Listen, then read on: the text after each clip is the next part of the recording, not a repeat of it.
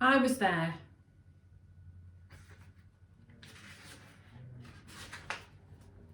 Chapter 1. My little brother took one look at the Titanic and his face crumpled like a sheet of paper. He burst into tears. I wasn't surprised. "It's too big," he wailed. "It's a she," said Freddie. "All ships are a she." I was surprised that he could say anything. That ship was astonishing.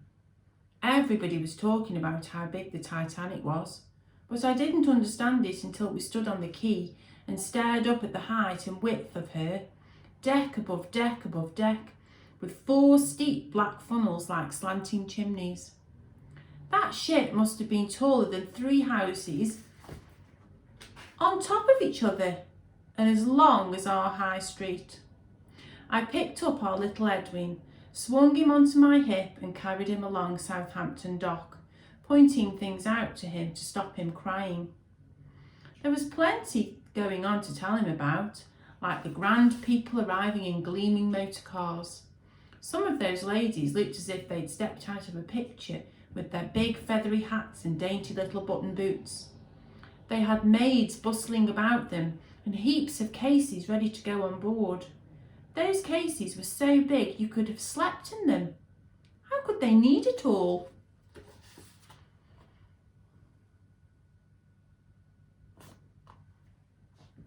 There were 4 of us going together. Ma, my brother Freddie, who was 6, little Edwin and me, and I was 10.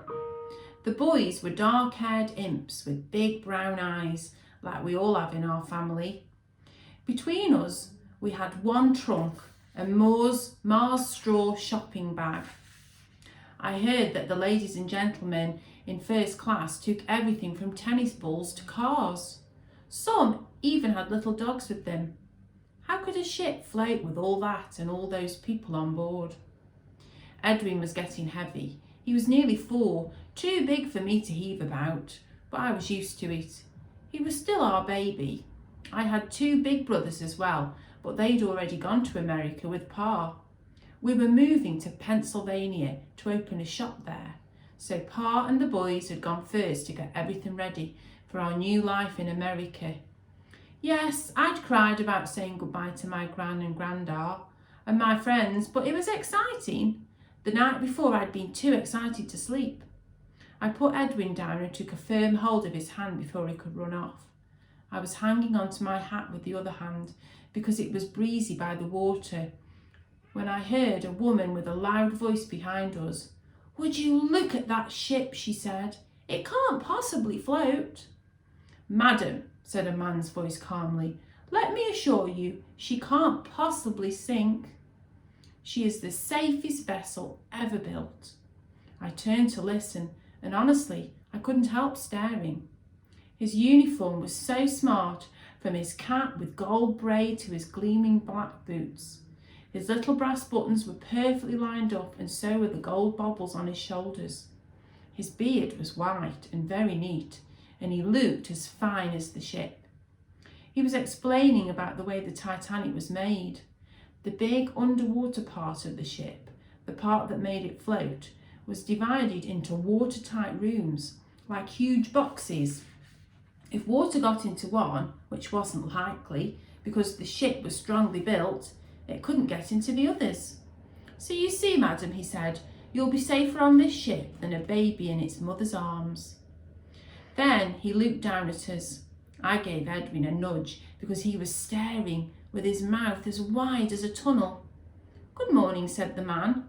"My name is Captain Edward Smith, and I'm your captain on this voyage. May I know your names?"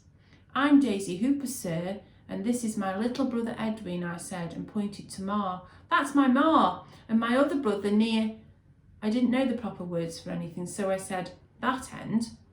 He smiled. "The stern," he said.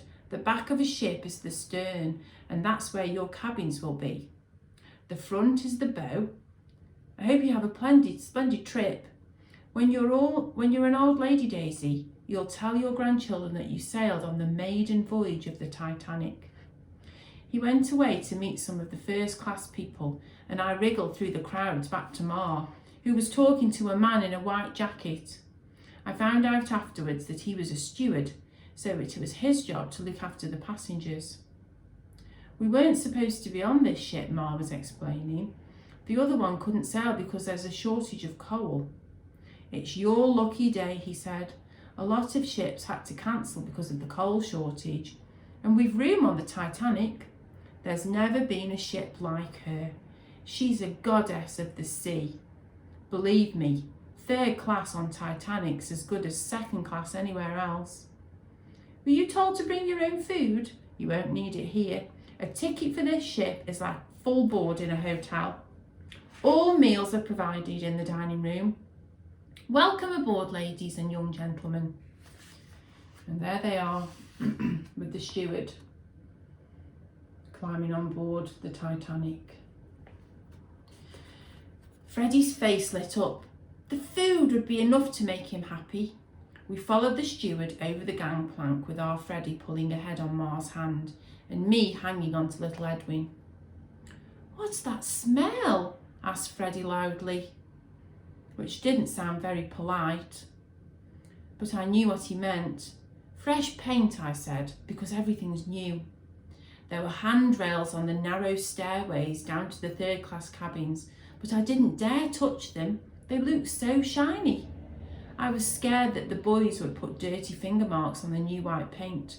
But the further we got, the more people we met, milling and jostling through the corridors looking for their cabins. There were women with babies and small children by the hand, and even though they were struggling with their luggage, everyone seemed happy. The number of our cabin was on the tickets, and Ma was watching the rows and rows of the doors. C100, C101, C102, until at last she called out, "Here we are! C112. That's us!" "Oh, look, Daisy, it's got our names on it." All our names were on the door, and when we got in, I couldn't speak. Honest, I couldn't. The boys jumped up on the bunk beds and bounced. "Stop that," said Ma. "We mustn't break anything."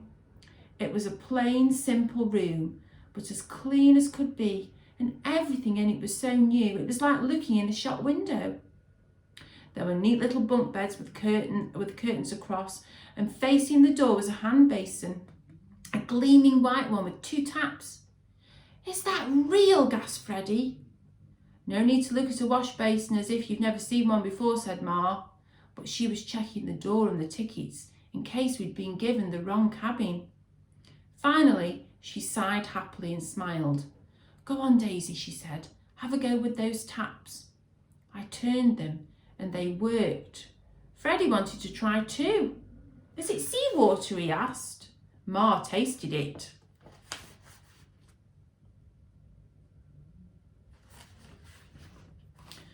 "No, it's proper tap water," she said, and gasped as steam rose from the basin.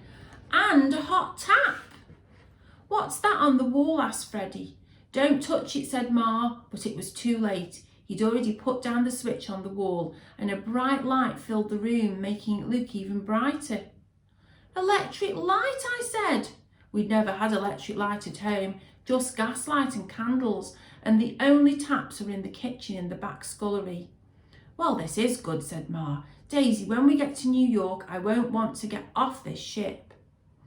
By midday, I didn't know if she'd even get out of her bunk. It was a nice enough day and not a bit stormy, but the rocking of the ship in the water made her queasy before we even started moving. The boys wanted to go on deck, so I had to go with them, and we joined the masses of 3rd class passengers climbing up to the fresh air. There's something you need to know about the Titanic. Everybody talked about the 1st class passengers because they were so wealthy, and some of them were famous, like John Jacob Astor, one of the richest men in America. 2nd class was very smart and expensive too, but most of the passengers were like us, travelling 3rd class. They sometimes called it steerage because the cabins were down in the bottom of the boat near the engines. The ship was organised so that we didn't go near the posh passengers. Some of those lords and ladies and millionaires had paid more for their tickets than my pa could earn in a year, and they hadn't paid all that money to share a deck with ordinary people like us. They didn't want us under their feet. Mind, when it came to my little brothers, I didn't want them under my feet either. but I didn't have a choice. The deck was so crammed with people that we couldn't get near the rail, but a big man shouted, "Let the little uns through," and we got to the front. There was a great flapping of white handkerchiefs as everyone waved to friends and family on the dock below us. The boys waved even though there was nobody for us to wave to. We'd already said our goodbyes to everyone we loved, and I didn't want to think about that in case I cried. I held on tight to the backs of the boys' jackets and didn't look down in case I got dizzy. Then the clock struck 12 and the ship made a horrible noise just like a cow. It turned out it was only the noise that ships make when they move off. But at the time I nearly jumped out of my skin, and I wasn't the only one. Then we were moving, really moving out of the dock. We were on that great blue water on the biggest, smartest, shiny ship that ever sailed, on our way to Pa and my big brothers and our new life in the American sunshine. I had to remember every detail to tell them when we got there. Dad and the boys hadn't been on a ship with taps and electric light. I was sure of that. I thought we were the luckiest people in the world. And there's the ship leaving Southampton docks. Then somebody said, "When do they serve dinner?" But he said, "They're a bit like Day," and I guessed he was Irish. Lots of steerage people were, though most of them came on board the next day when we stopped in Queenstown in Ireland. The boys must have heard the word dinner, or I'd never have got them away from the rail. With a brother in each hand, I looked up at the first and second class decks high above us. Never mind dinner, I wanted to feast my eyes on those ladies with their gorgeous hats and beautiful long coats. A fair-haired boy who looked a bit older than me looked down and smiled.